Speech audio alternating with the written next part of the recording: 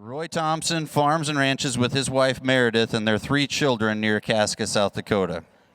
They use regenerative practices to grow crops and manage the grazing land and have begun a grass-fed and grass-finished beef enterprise.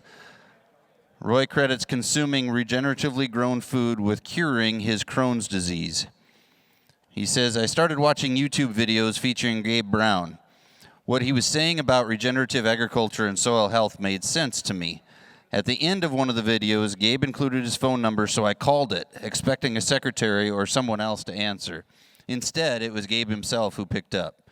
I was shocked that it was actually him. After chatting with him for a while, Gabe recommended that I read John Sticka's book, A Soil Owner's Manual. After more reading and learning, I began implementing soil health practices and following the 6 principles of soil health.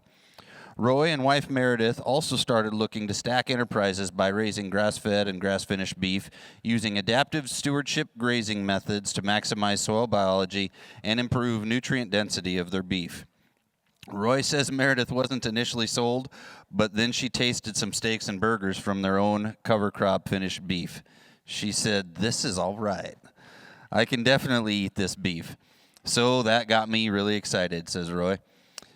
He says if it had not been for the adversity he experienced through his battle with Crohn's disease, he probably wouldn't have been led down the path to regenerative agriculture, a path that has transformed his health, his soil, his farm, and his family's future. Please help me welcome Roy Thompson to the stage.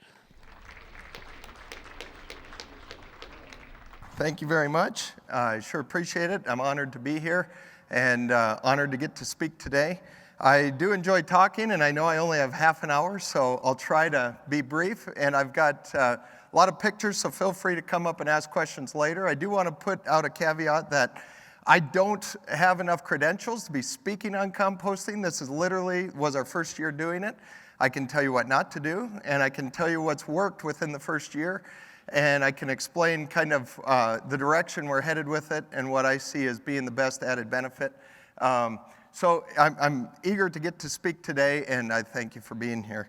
Well, like diamonds in the roughage, I don't come up with many good lines, but I felt like that one really kind of surrounded the topic of what I was blown away by this last year, and that is being able to take waste streams and make it into a usable, something really beneficial for your soil and something that really can cut costs.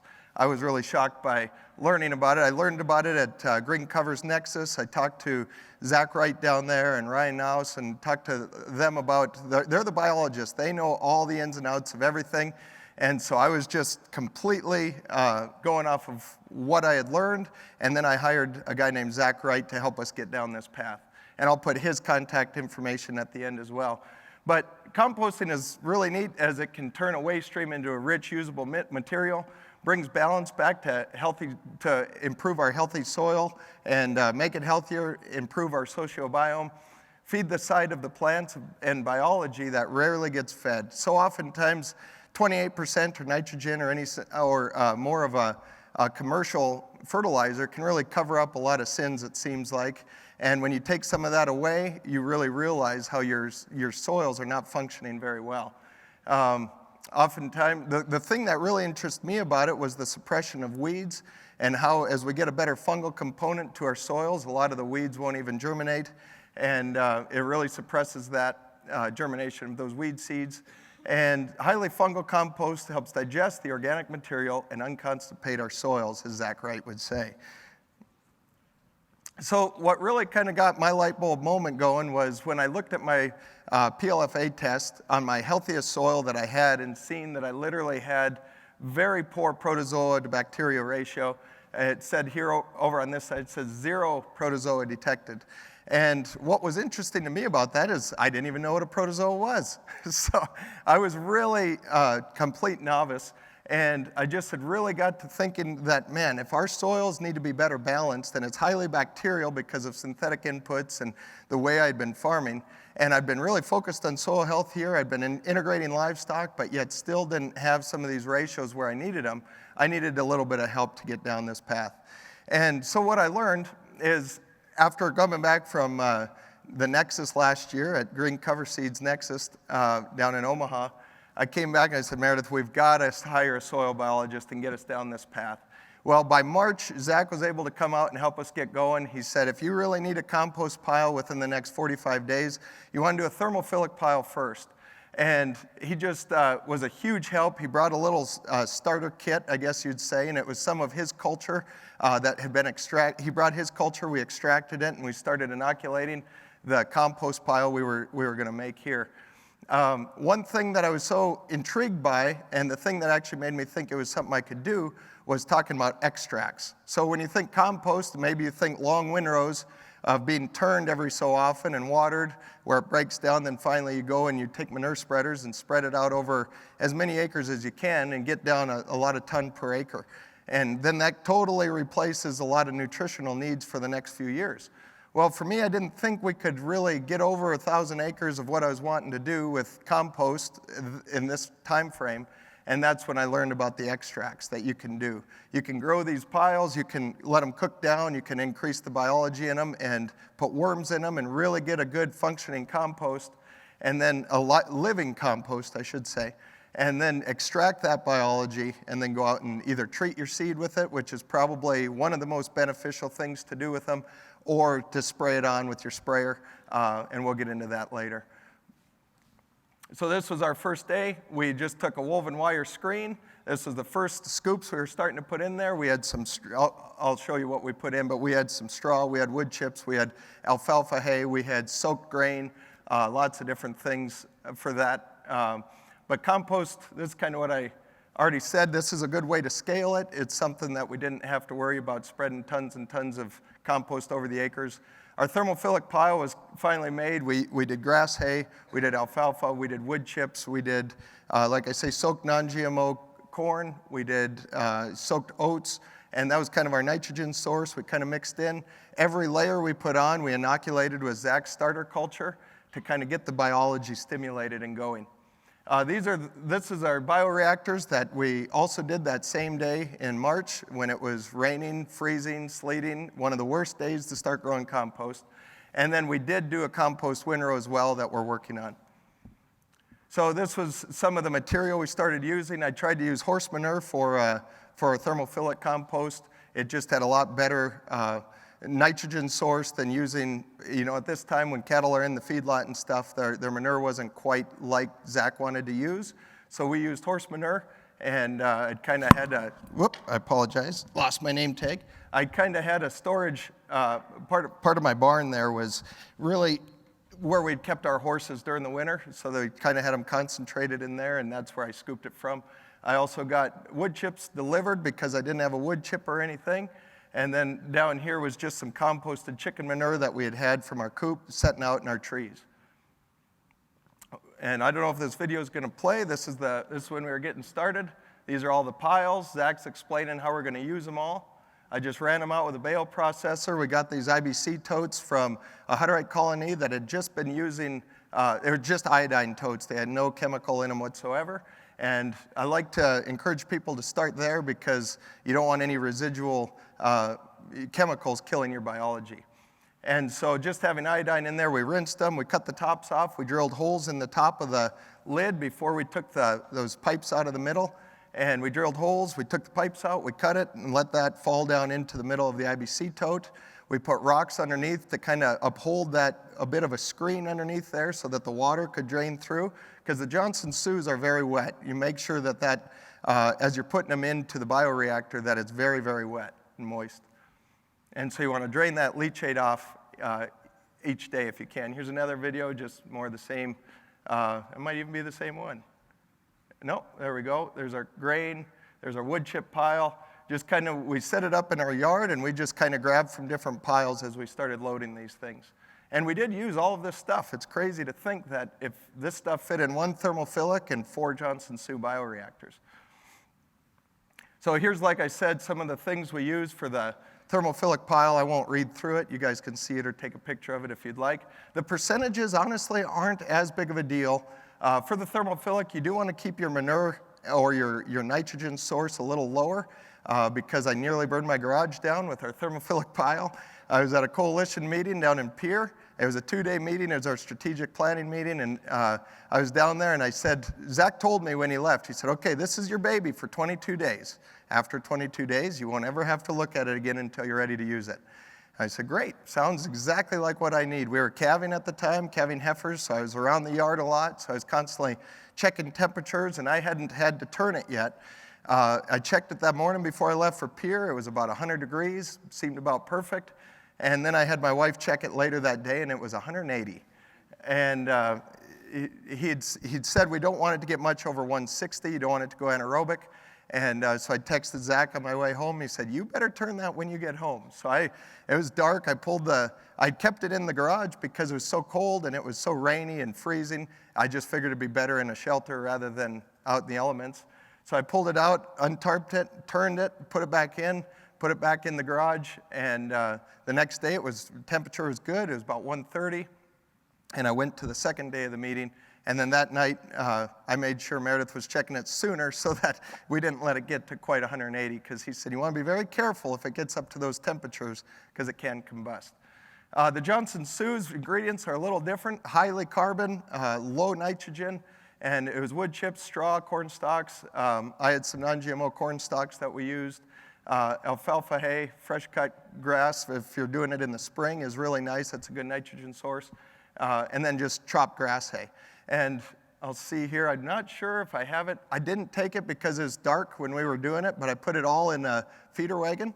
Just let it all mix together at those percentages I had up there. And as it was mixing, I took artesian water from a 1,600-gallon tank, and I just was dousing it with our fire nozzle. And I put probably 5,000 gallons of water into the mix that was mixing, and water was draining out everywhere, of course, but it was soaked and just totally saturated. So then I put it into our skid steer bucket, carried it over to the IBC totes, and then we literally packed it. Have those stovepipes, 5 stovepipes in there, about 17 inches all away from each other was how ours figured out anyway. And we tied them, we put the tubes back in, the steel tubes, and we tied the stovepipes to them. And then you can get in the IBC tote, and as you shovel in from the skid steer bucket, you just tamp that stuff down in there. You really pack it. And then the drainage tile, stovepipes, let the heat escape rather than letting it go anaerobic. It's a really nice system.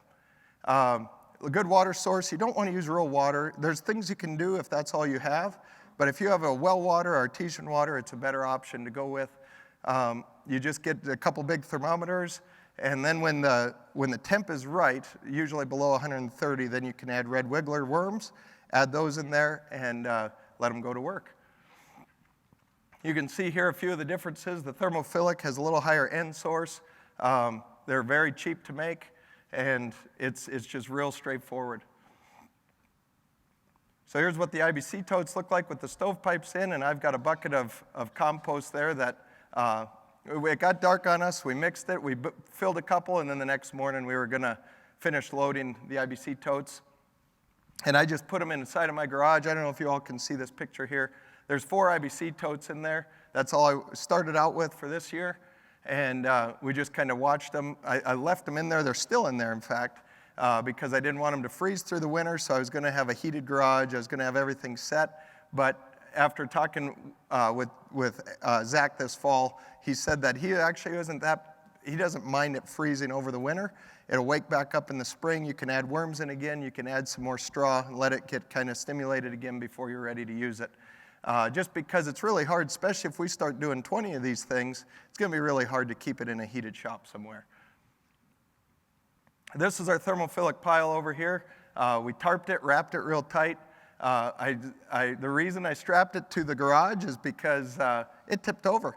So the first day the first turn I made, it literally settled into its cage so far that when I turned it, I tightened up the cage a little bit because it had already started breaking down.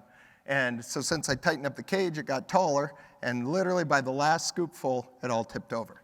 And so I refilled it again, returned it again, and this time I strapped it to the garage so it wouldn't tip over.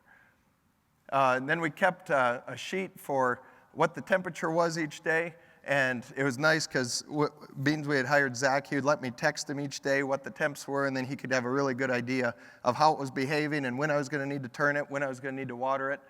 So the first day, that thermophilic had sunk down that far already. So we took the cage off, And we laid tarps down out in front, and we started turning it in a very specific manner. We took the top, put it at the bottom, took the middle, put it off to the sides, we stirred it. Anything that looked remotely ashy, we watered down, and then we would refill it. We'd put the cage back up, we'd tighten the cage a little more, and then we'd fill it up once again.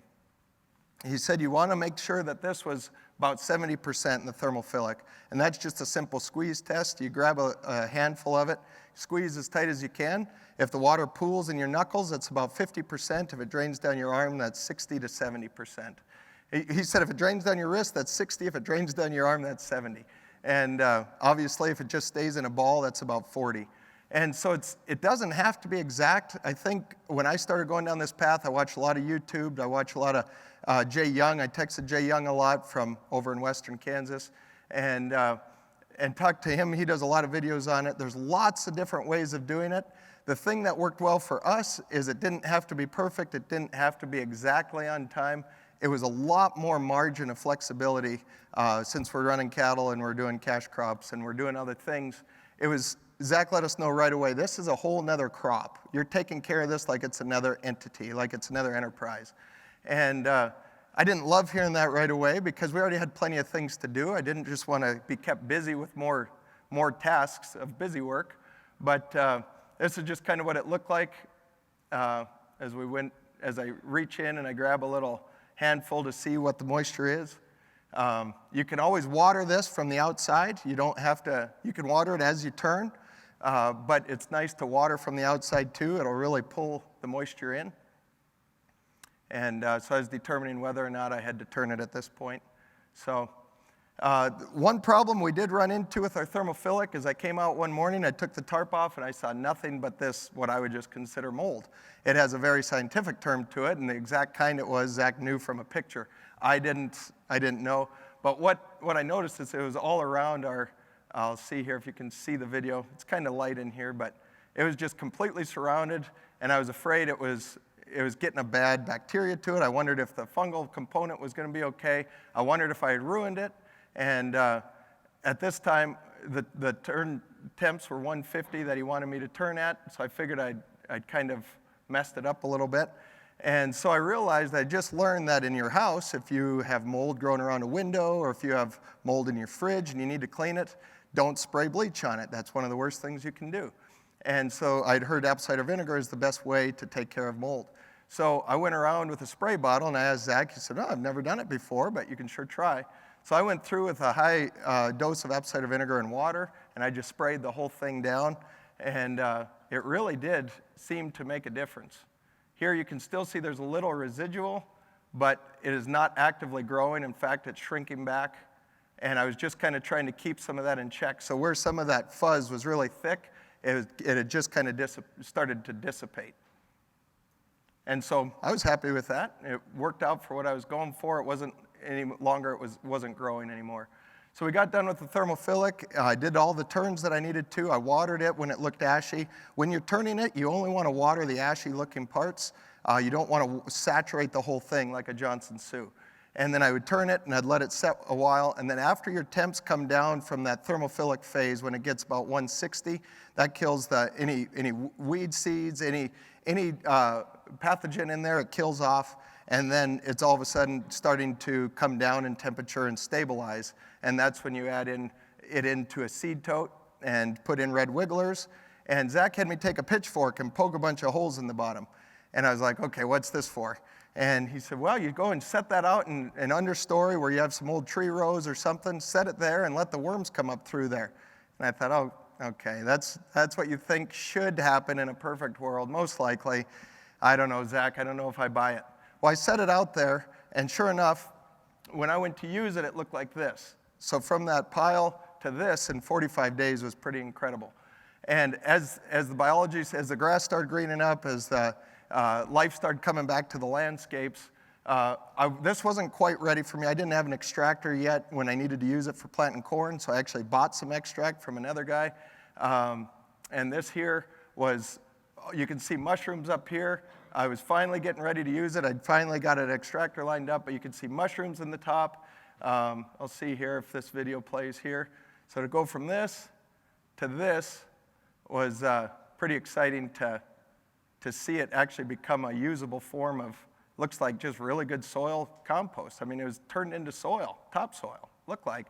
Worms all over. The red wigglers were still in there, but the craziest thing was there were earthworms that had come up through those holes of the seed tote and started breaking down that compost. I was absolutely blown away. It wasn't that I didn't trust them, but I just was going to be a hard thing for me to believe until I seen it. So I got this GOT extractor that I rented from Zach, and it's literally like a large tea bag that I'm filling here. You just dig it out, and you'd get about 40 pounds for every tote into, let's see, this would be the Johnson Sioux, but you get about 40 pounds of that thermophilic compost into the tea bag. You strap it to, I don't know if you've seen that stainless steel. See if I can go back. Here we go. So I was scooping this. It's about 5 pounds a scoop, and I was scooping it right into this big old tea bag. And a stainless steel piece of equipment that I'll show you here as soon as it gets over there, and I quit examining all my worms. You fill that tea bag, this pipe, stainless steel pipe goes down through. It's got orifices drilled through it, and then you strap it to the top of this stainless steel hood, and this piece of equipment will go into an IBC tote. I should have had my slides in a different order, but it'll go into an IBC tote. The GOT, you'll see in another picture, straps to the top of the IBC tote. You fill it up with artesian water. Your tea bag is sitting in there, and then you turn on the bubbler. And that blows air through the tea bag, and then it also bubbles. It's got another piece of tubing that goes down and tees off and goes the length of your IBC tote. And so it's bubbling water this way and circulating it, and then the air is also going down through the tea bag, pushing out. So it's putting all that biology into the water, and it's just really stirring it, and it takes about an hour to get your extract. At this same time, the bioreactors actually started to look really good as well. I was draining off the leachate each day, and we drained them for the first couple days after we filled them and just let it pour out. But then after those first couple days, we would keep all the leachate coming out the bottom and put it back on top and just kind of keep recirculating any biology that might be in that leachate that's coming off. So Johnson Sues are much higher in fungal growth, typically from a thermophilic, but we'll compare the notes here on how ours turned out after I go through making our own fertilizer. This is a work in progress. Folks, don't try this at home. I am not a trained professional. This was a big learning lesson. So we live close to the river, the Missouri River. There's lots of fish cleaning stations all the way up and down the river. And the problem is nobody wants to take the fish guts because it's hard to get rid of. It's the sewage guy that sucks it out, he just has been taking it to his own land, digging a big hole with his backhoe and dumping it in, and then dumping the soil back on top, letting it compost down, digging it back up, and refilling it each year. So he's got tens of thousands of gallons of fish guts, and I thought, man, that sure seems like an opportunity or a really bad idea, one of the two. So I realized after I committed that he didn't have any way of getting it out of a 6-inch hose. I was hoping we would walk down the windrow and just get it nice and put on top of the windrow. Well, that's not quite what happened. In fact, it plugged up coming out of his 8-inch hole on the back. The guts would plug up. So he had to open up the back and literally dump it out. So the water had already drained out at this point, but that's not cement, folks, and it doesn't smell like cement. So I built a berm with wood chips, with straw, with grass hay, and I built it, I cared about my wife, so I built it about 3/4 of a mile east of my yard. And then I built the berm, and any composted thermophilic manure I had, I put up there, and we dumped it into this berm. And I didn't want to invest in a turner yet because I wanted to make sure this stuff was actually going to work. Let's see here. That's when the liquid's coming out, and I thought, boy, if it's going to come out like that, why don't we just take the hose and top dress it? Or be like a cement mixer and put it on a trough and bring it out. And that would work good for the water part, but then the guts wouldn't come out. So that is our windrow compost. This is once it's incorporated and turned, I just laid it out, water it down with artesian water, and I just used the loader for turning this first year. Zach did say any calves you lose during calving, any dead animals, roadkill, anything you find, put in this compost. And I did lose a calf this summer, and I took it up and I put it right in the middle of this where I thought it was maybe the most breakdown taking place, the most biological activity. I set it in the middle, I covered it, and no joke, within 10 days I couldn't find it. So this is the GOT bubbler setting up on the IBC tote. like I say, let's see if I got my pointer here. Right here, this tube goes down to the bottom. It's got a T in there. That's bubbling, and then that tea bag I showed you hooks on right here and then hangs down in there with air blowing out all the ways in the tea bag. And so I would fill this one. It'd take an hour to fill this tote. I'd jump over and I'd do this one. And then that's kind of what we started out with. We got our thermophilic compost there, and Mesa's excited to start helping see things come to life. Again, the tea bag once it's filled. And then this is my Combine system. I washed it out as best I could. Again, I didn't want to go buy new equipment yet because I wanted to see if it was something that was going to work for me. So and the reason I used the Combine system, I dumped the extract in the top of the sprayer, and then I went down here and mixed all the foods. I didn't think about the food side of things. This was simply for spraying our full year pass. We sprayed on our soybeans. And I mixed corn hydrolysate, I mixed 0020 kelp powder, and I mixed the extract and 32 ounces of sea crop, which is just filtered seawater from the Pacific Ocean. Supposedly it's supposed to really boost your Brix score in your plants, as well as it's just high. It's got 90 trace minerals in it. It's very, very good for your soil, good for your plants, good for livestock. If I had more time, I'd tell you a story about the livestock one. But these were the products I used. I'm sure there's other really good ones. But I did use fish powder when I did in-furrow on corn. We did, let's see if I've got that one up. We did the sea crop for the starter, the extract at 4 gallons, half pound of fish hydrolysate, and 32 ounces of kelp pack. The kelp pack is really good for stimulating root growth. It's a different kind of kelp than what you spray on foliar.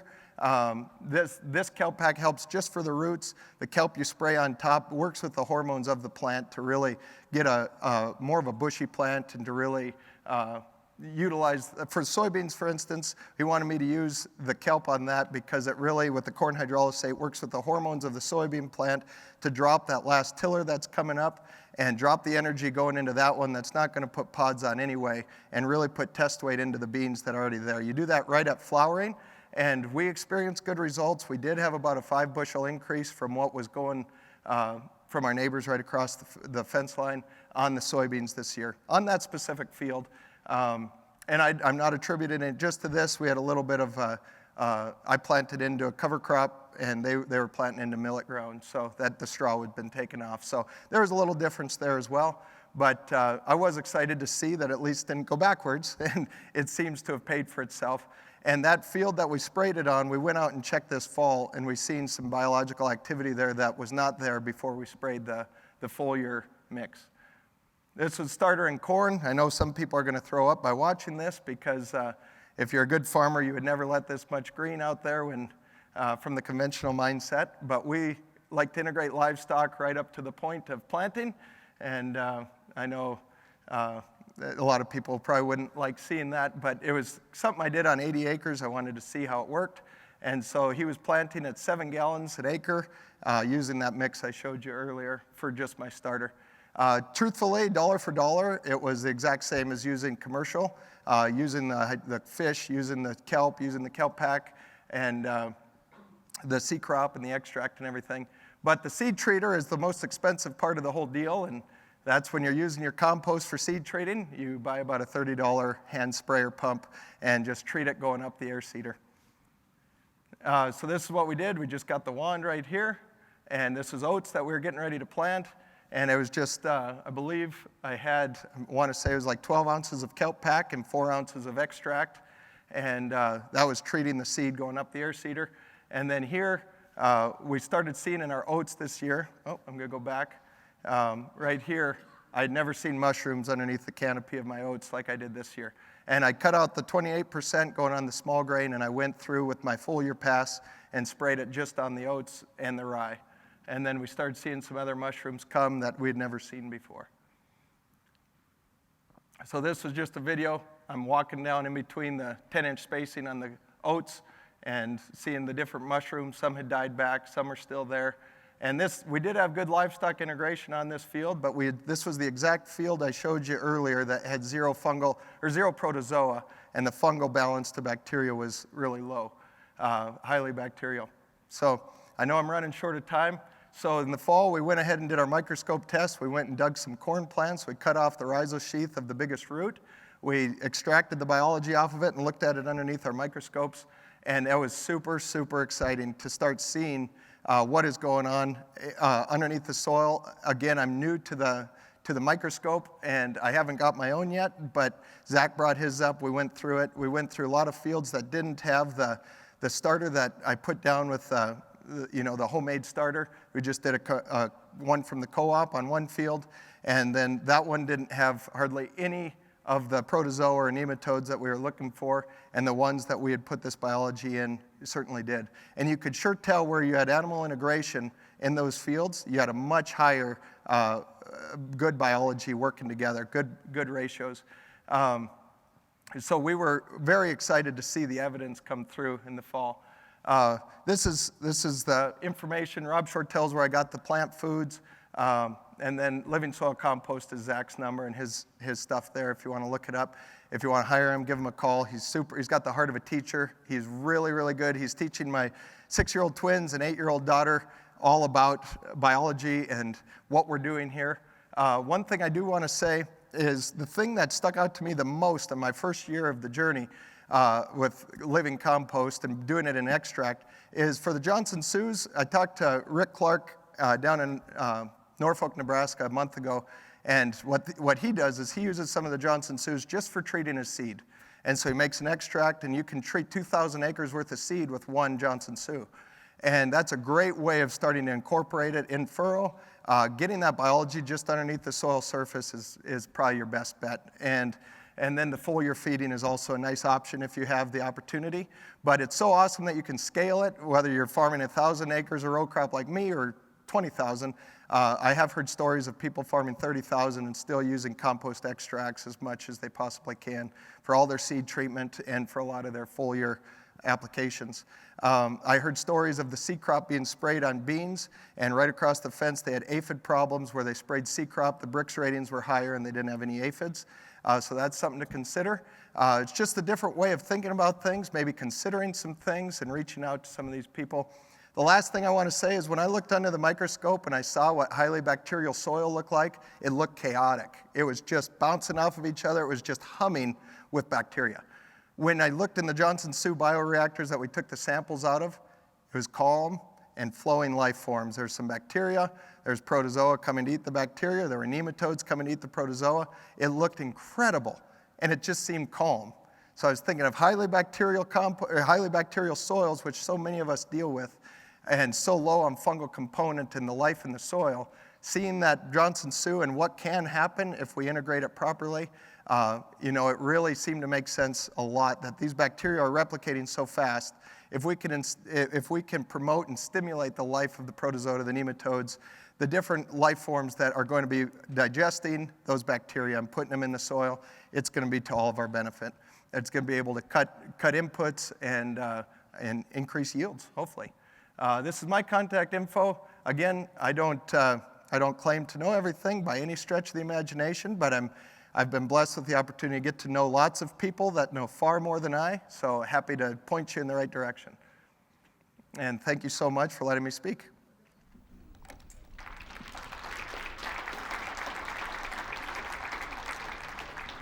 Well, Roy, if you hadn't told us this was your first run with compost, I would not have known. I can tell that you're engaging really, really well with what you're doing. You had a reason why, not just because somebody told you. You're fully invested in making this work, and I think that's maybe a point that we should all take home is that when we decide to do something, I'm going to borrow the words from Keith yesterday. We're not going to try it. We're going to do something. Yeah. We're going to go all in.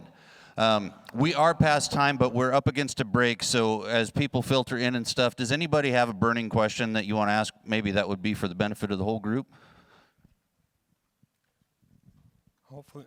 Hopefully it'd be a benefit to everybody. I was just wondering, you mentioned the seed crop and on the aphid side of things. Was that just a seed crop all by itself applied over top to do that? And that deal it was, they also use, the people that told me that story, they also use extract as foliar, but they were trying to see if just using the C crop would be a benefit to them. They've seen huge benefit in their alfalfa fields. Their feed value has gone up a lot by just spraying just the C crop. The extract, when you have your own, even if you buy the extract, it's relatively reasonable considering what it's doing.